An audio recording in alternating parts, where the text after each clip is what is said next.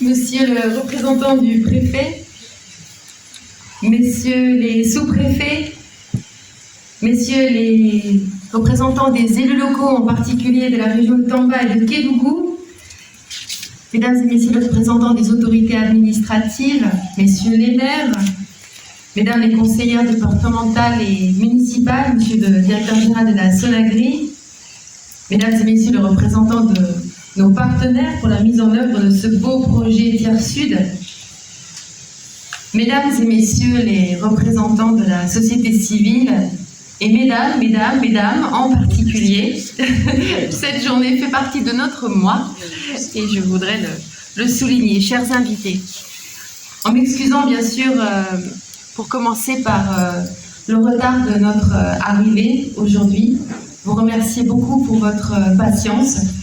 Je voudrais souligner à quel point je suis heureuse d'être parmi vous aujourd'hui, de nous retrouver dans cette magnifique salle dans laquelle nous avons, nous, l'Union européenne et nos partenaires, organisé par le passé plusieurs événements importants pour notre coopération avec le Sénégal et en particulier celle de ces activités que nous concentrons sur cette magnifique Casamance que nous aimons tant et qui régulièrement font la part belle aux femmes et mettent en lumière leur rôle, leur importance à la fois dans notre coopération et dans la vie économique et sociale de tout le pays.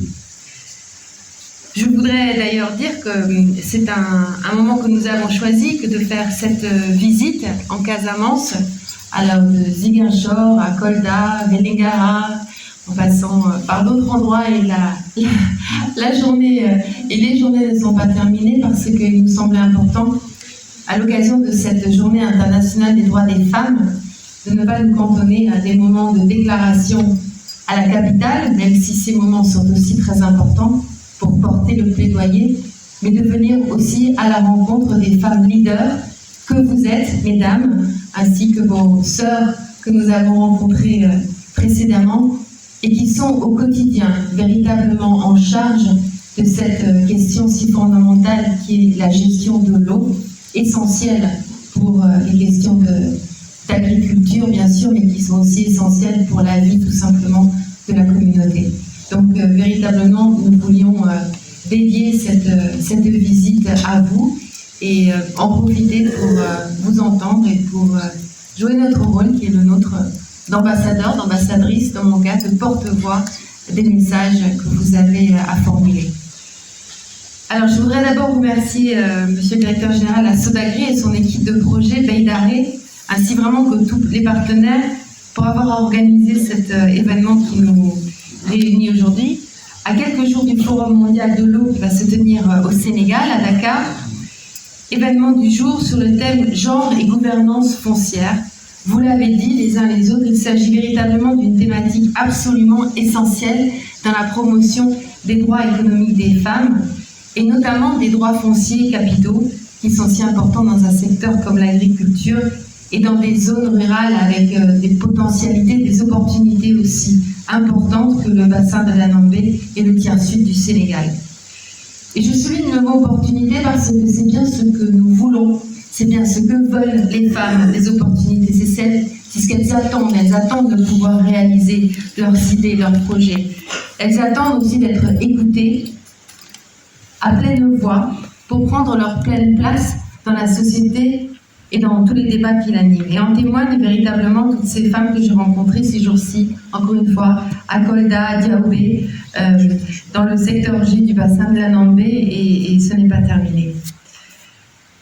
Aujourd'hui, mesdames et messieurs, pour en revenir à la raison d'être de la Journée internationale des droits des femmes, aucun pays au monde ne peut être considéré comme suffisamment proche de l'objectif d'égalité entre les hommes et les femmes. Le problème existe absolument partout. Et vous savez, je lisais une estimation récente du Forum économique mondial, qui date de 2021, qui disait que même si graduellement nous progressons dans l'égalité dans le monde entier, nous progressons vraiment très lentement. Et si l'on continuait au rythme actuel de ces progrès, il faudrait 267 ans pour combler l'écart entre les hommes et les femmes en ce qui concerne les opportunités économiques. Ça, c'est quand même extraordinaire. 267 ans. Quand on se bat comme on se bat. Et ça est d'autant plus vrai dans un secteur comme l'agriculture et dans le monde rural, notamment en termes d'accès aux fonciers aménagés, mais aussi en termes d'accès aux intrants et aux équipements agricoles. Tout cela n'est vraiment pas du tout logique quand on considère que l'égalité est véritablement un scénario gagnant-gagnant pour toute une société.